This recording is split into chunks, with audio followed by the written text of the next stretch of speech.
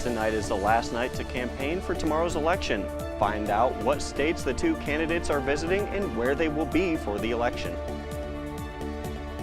Underclassmen students on campus learned about off-campus housing at the 2024 Housing Fair at the Student Center. Another contract proposal is to be voted on by Boeing machinists as things heat up in the aviation industry. And new homeowners are wealthier than normal according to the new data. Find out about the median household income and how it compares to years prior as Kent Stater TV starts right now. This is Kent Stater TV.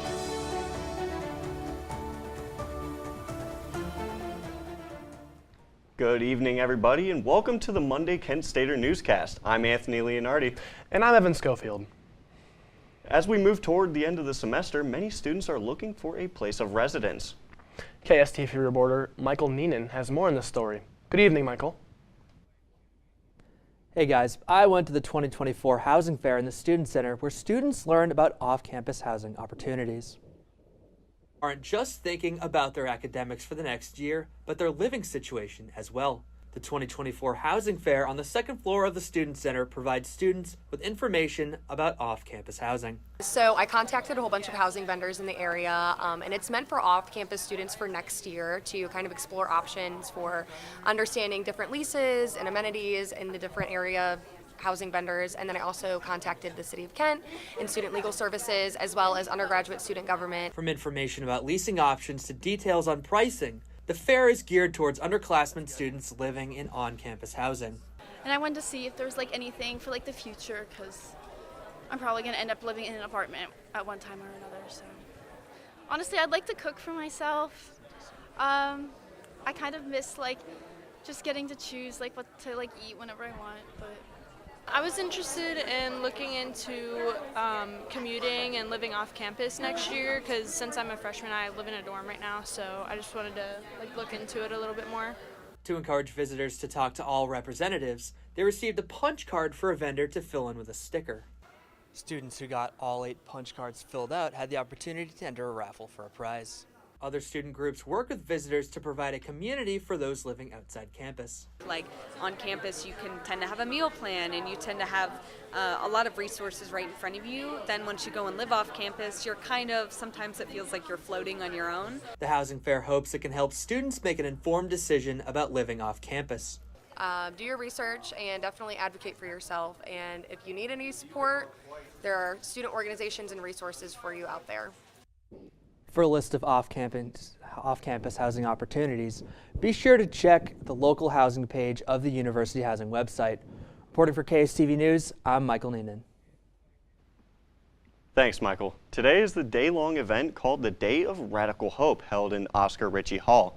This event is happening in light of recent instances of hateful acts against marginalized groups not only on campus, but around the country. It gives students on campus an opportunity to, quote, respond to the hate with resilience rooted in principles of justice, equity, and a hope for a better future, end quote. If you're on the road, keep an eye out for gas prices. They've increased in northern Ohio in cities such as Akron and Cleveland. Weekly increases continue as drivers in Akron are now paying on average of $3 per gallon, 22 cents more than last week. Cleveland, however, just over $3. The national average has dropped by 2.2 cents, and Americans should expect the downward trend to continue no matter who wins the election. And Governor DeWine announced more than $55 million for demolition and brownfield remediation projects across the state. The Department of Development is awarding the funds through 2 different remediation programs.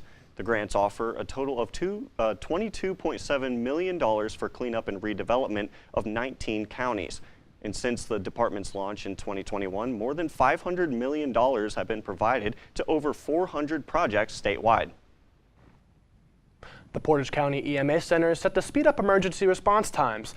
Multiple unexpected flash flood events and an AEF1 tornado in April started this push to make communications quicker. Portage County EMA Director Ryan Shackelford said a new facility should immensely help, with the hope that the new $4.4 million emergency response facility provides medical needs to anyone with crisis on their hands. And bond has been set for the 2 Canton police officers facing charges of reckless homicide after the death of Frank Tyson back in April. If convicted of the charge, both 24-year-old officers could face up to 3 years in prison. This decision happened after the review of body cam footage of the officers and an autopsy that revealed 2 possible causes of death, which included physical altercation and acute intoxication by cocaine and ethanol. Your first forecast on Kent Stater TV.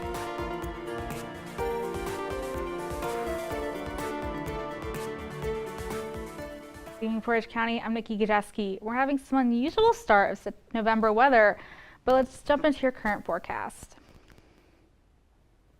Okay, so currently we are 64 degrees, which is very good. I mean, earlier today we were in the 70s. According to Cleveland Magazine, the record high for November 4th is 79 degrees. That was set back in 2003. Now, we weren't at that, but we were near that. And we have some very low winds. I think the top wind speed today is like around 11. And we're partly cloudy. Now let's look at our hourly forecast. So first off, we should notice a trend of no rain. This is lovely November weather, no rain, hardly any wind. And then as before, so at 7 o'clock, so in the next hour, we're gonna peak today at 65, at least that's the hottest we'll get today in the evening. Meanwhile, at the 8 and 9 o'clock hours, we have 64 degrees.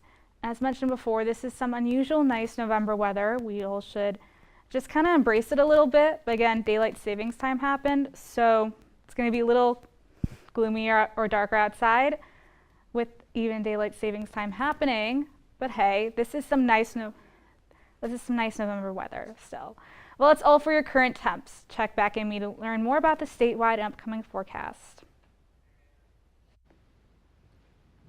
Thanks, Nikki. The Senate race in Ohio between incumbent Senators Sherrod Brown and Bernie Moreno has more important implications than you may think. The winner of this race could decide the majority party in the Senate for the next 2 years. As of right now, the Democrat Party holds that majority with 51 senators, and that includes independent senators that lean in favor of Democrats. Another controversial social media post made headlines after John Rogers, a Clark County Sheriff's Office lieutenant, met land to inquire about his comments on voting preference. Rogers said he wouldn't help Democratic voters and would need voter proof before providing aid. Rogers has since apologized after violating the department's social media policy, claiming sleep pills were the reason for the posts. And Ohio Attorney General Dave Yost is leading a coalition of 50 other attorneys general condemning election violence nationwide. This statement was issued following national worries of the unrest that will follow tomorrow's election results. They are also encouraging national unity and reminding Americans of the importance of civil discourse. As the election comes to a close, so did in-person early voting in Ohio. According to the Cuyahoga County Board of Elections, Sunday marked the final day of early voting. November 4th, however, is no longer an early voting day. Absentee ballot mail-ins must be postmarked by November 4th to be counted. If you plan to vote on Election Day, polls in Ohio are open from 6:30 a.m. to 7:30 p.m. See your registered county's election office for more information. Voting comes to a close. Over 70 million ballots were cast prior to the election. See how this figure compares to previous elections. The final job report before the election has been released. Find out how many new jobs were reported during the month of October.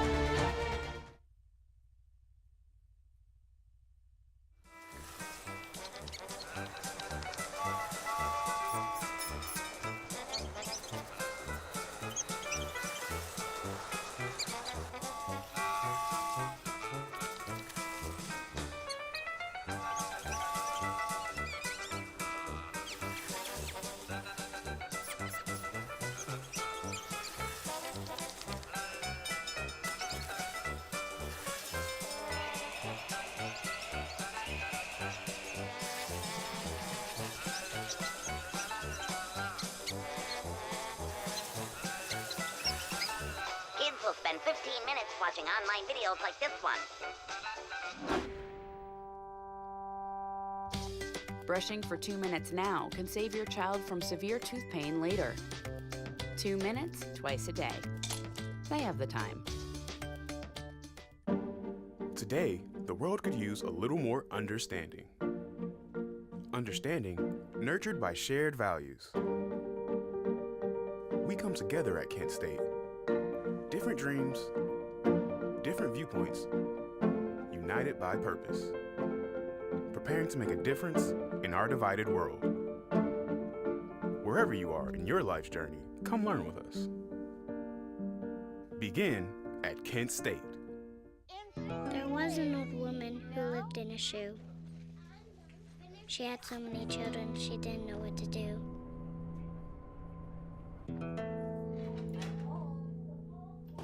She gave them some broth without any bread and kissed them all soundly and put them to bed. Hunger is a story we can end. End it at feedingamerica.org. Tomorrow's news leaders. Today's top stories. From an award-winning student newsroom. This is Kent Stater TV. Your community. Your stories. That's the latest. Thank you guys. We come to you tonight with coverage for the 2024 presidential election. Today is the final full day of campaigning for Vice President Kamala Harris and former President Donald Trump. Both candidates visited crucial swing states, visiting Wisconsin on Friday. Trump made an additional stop in Michigan. Locations of the final stops included Georgia, North Carolina, Michigan, Virginia, and Pennsylvania. Harris will conclude her campaign in Pennsylvania today, while Trump will hold his last rally in Grand Rapids, Michigan. Election results may not be available to Americans on election night. Local and state certification deadlines range from 2 days after November 5th to more than 2 months ahead. Pennsylvania and Wisconsin state laws disallow election workers from counting early votes until Election Day. This, extended poll hours, and a close race are also reasons of delayed election results. Former President Donald Trump promises to impose tariffs on Mexican goods. This is in an effort to offset the flow of immigrants coming to America. If elected tomorrow, Trump vowed to impose a 25% tariff. If that doesn't work, Trump will increase that tariff to 50%. These taxes are meant to boost the economy, but economics are disagreeing. Economics say that these proposed tariffs will raise prices for consumers. According to data gathered from 47 states and D.C., more than 70 million Americans have already cast their ballots. Compare that to the 2020 election, that number is 45% of roughly 158 million votes. Nearly 70% of voters voted in 2020 due to the COVID-19 pandemic. During the 2020 midterms, about half of those votes were cast before Election Day. For more coverage, tune into KentWire.com tomorrow at 9 p.m. for Kent Stater TV's election show. For KSTV, I'm Lexi Blatnick. Keeping you informed and ahead of the storm, this is your KSTV weather.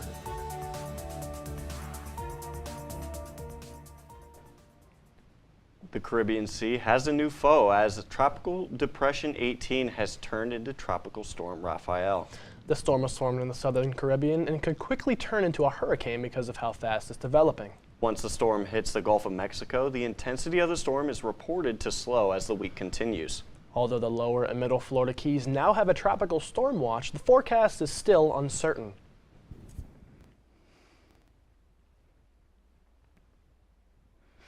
I'm back Portage County as promised with your statewide and extended forecasts. Let's start with the area behind me, which is statewide and more. So, as mentioned before, upper Ohio is more in the 60s with Akron, Canton, and Toledo both in the high 60s. Meanwhile, Pittsburgh is 71, Columbus and southern Ohio seeing high temps of 70s, aside from Athens at 68. Meanwhile, Columbus and Cincinnati, 73, 72. But let's take a closer look at Portage and the neighboring areas. So Cleveland, where I'm from, 73, along with Cleveland's the only one 73. Ashtabula and Sandusky, 71. Same with Worcester. Youngstown, Kent, Akron, Canton are all in high 60s still. Mansfield, 70. But let's get into the extended forecast to see what the temp's going to be like tomorrow on election night. So tomorrow we're seeing some unusually warm weather in November, which is good. along with no chance of rain and partly cloudy. Wednesday, my day for news. 66 degrees is your high, but unfortunately it's rainy. Thursday, 58 is the high, small chance of rain.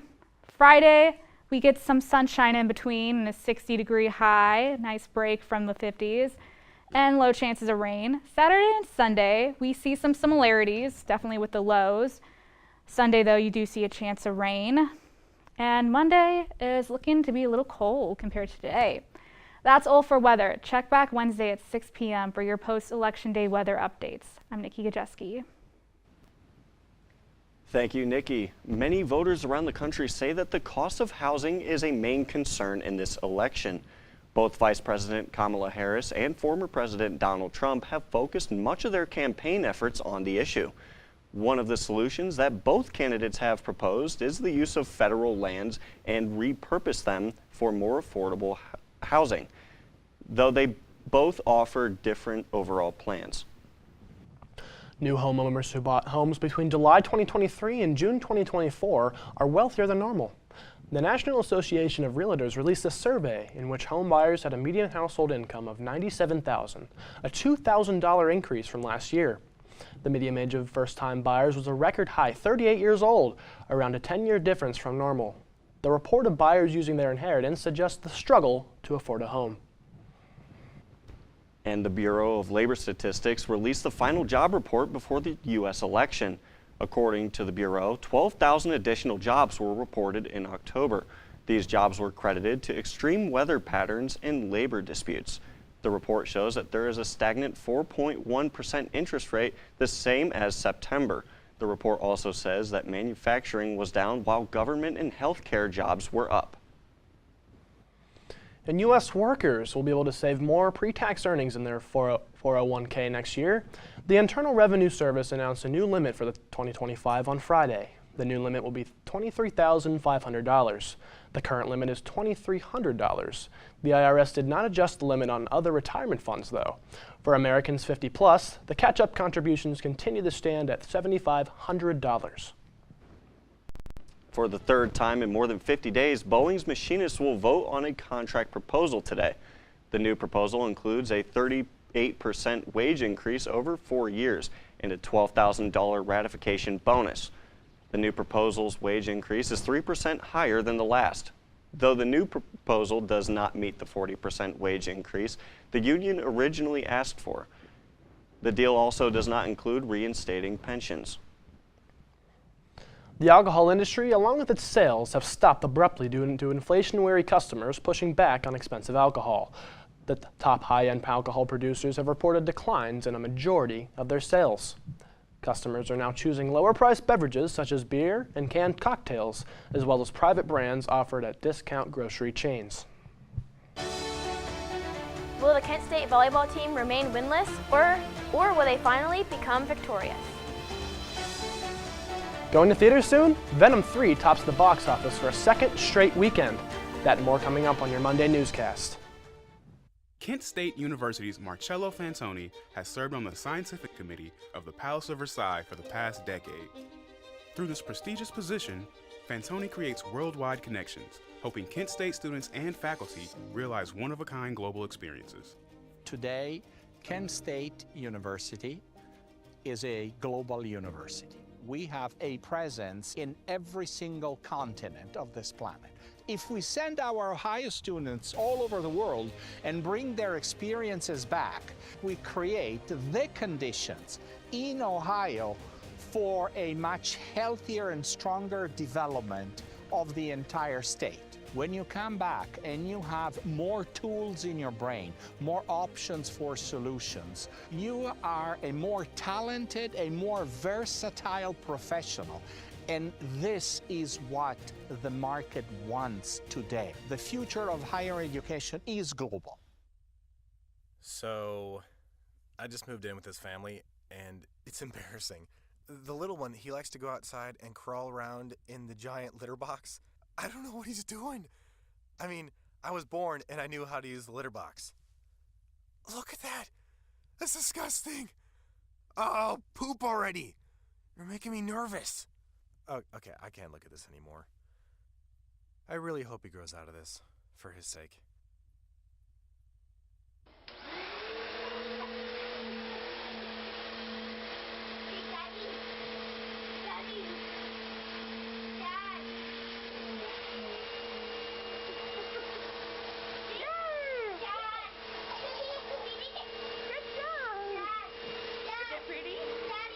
How's your hair? Is it pretty? Daddy. It's pretty. Maybe I'll This is your Kent Stater TV Sports Report. Hello and good evening, Kent State. We had a fun weekend full of action and I'm ready to get into it. I'm Jordan Hiles. Let's go. It was a night to remember for the Golden Flashes volleyball team as they battled rival Akron in a 5-set thriller, entering the match winless in the MAC and with a 1-20 overall record. Kent State was doubtful of being able to win a second game, but on Saturday at the MEC Center, they defied expectations, defeating Akron to a split-the-season series. Junior Kendall White delivered an impressive performance with 37 assists, 12 digs, and 9 kills. The Flashes dominated early, leading most of the match. However, Akron fought back, winning a tight third set 26-24, and taking the fourth decisively. In the decisive fifth set, the Flashes found their momentum, hitting at a 556 percentage to steal the win. Kent State will return to action on Tuesday, hosting Ohio for an election night matchup. The Kent State soccer team secured a thrilling 2-1 victory over the Miami Redhawks, advancing to the Mid-American Conference semifinals for the second straight year. Alyssa Arthur opened the scoring in the second minute, tapping in a rebound for her 10th season goal. Miami's McKenna Morrison equalized just before the halftime with a rebound goal. After a tight second half in overtime, Sienna Sambolich scored a walk-off Olympico with just 12 seconds left in the first period of extra time as she curled in a corner kick into the net to seal the win. Kent State will face the Western Michigan Broncos in the MAC semifinals on Thursday. It's a top 5 matchup here in Happy Valley as number 3 Penn State welcomes number 4 Ohio State. Early on, Penn State is able to knock in a field goal before Will Howard throws a pick 6 to Zion Tracy to put the Nittany Lions up 10-0. Late in the first, Howard is looking to redeem himself, and he does just that as a 25-yard touchdown pass to Amika Abuka in the front right corner of the end zone. The ball is snapped back to Howard again as he connects with CJ Hicks and he runs it in to put the Bucks up 14-10. 15 seconds left in the half and Drew Aller throws it to Harrison Wallace, a third. Penn State fans believe he scored, but as we take a closer look, Impinoson intercepted it. Skipping to the last quarter, Penn State only 4 yards to go to the goal, but they are unable to capitalize on it. And now there's just a minute and 10 seconds left to go. Howard on the move before he slides, and this time he slides at the right time. And Ohio is able to capitalize on that, running out the clock. Ohio State is now able to leave Happy Valley happy. But unfortunately, that is all the time I have for you today, but you're in luck because KSTV's very own Sports Corner is live tonight at 8 to give you even more sports coverage. I'm Jordan Hiles. See you soon. Venom: The Last Dance and The Wild Robot lead the box office.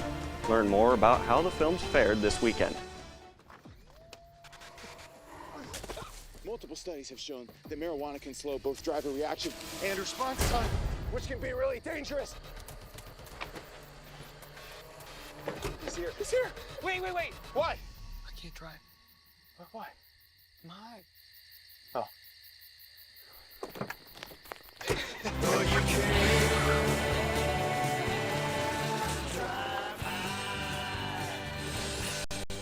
Not completing high school is more of a social thing than it was an academic thing. Even though all these years have passed, I still had that longing to have my diploma. I have a mentor, and she convinced me to continue my education. No one receives a diploma alone. If you're even considering getting your high school diploma, go get it. You can do it. Find free adult education classes near you at finishyourdiploma.org. At Kent State University, student athletes from around the world find their home away from home. My dream has always been to come to the United States and play basketball on a college level. I'm going to be the first graduate in my family. It's a big thing for me.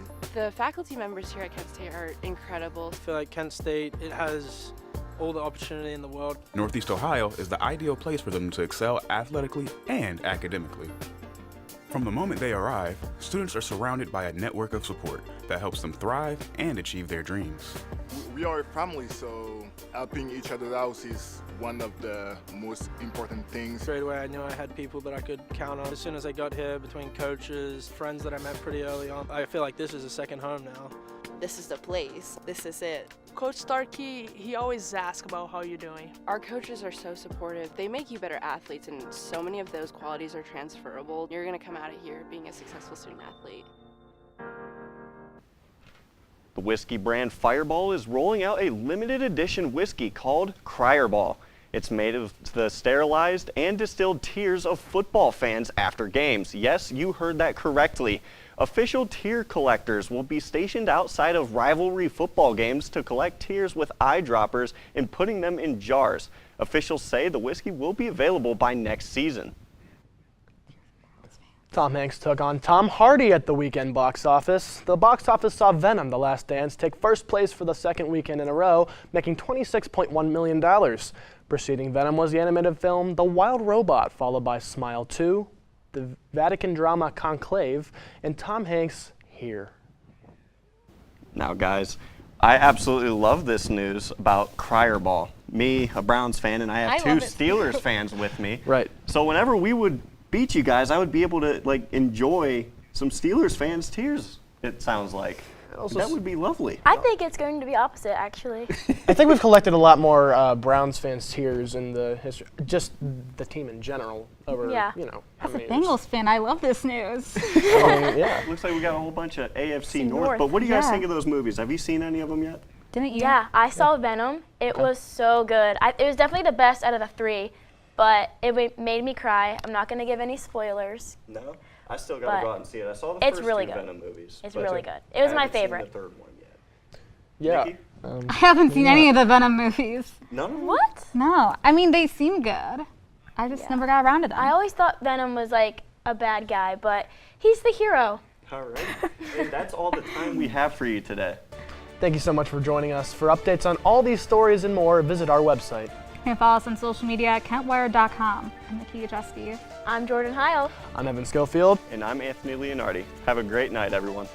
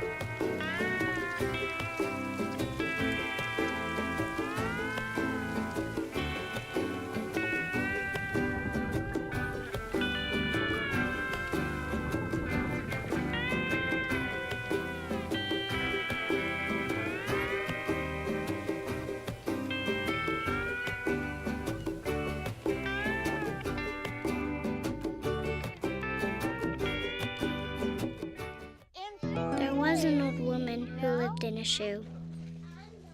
She had so many children, she didn't know what to do.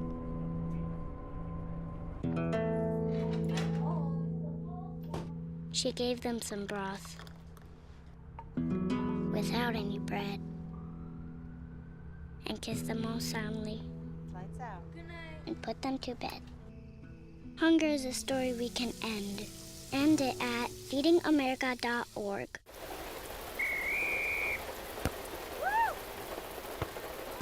Come on! Go, Diane! Yeah, keep it going! Yeah! Go, honey!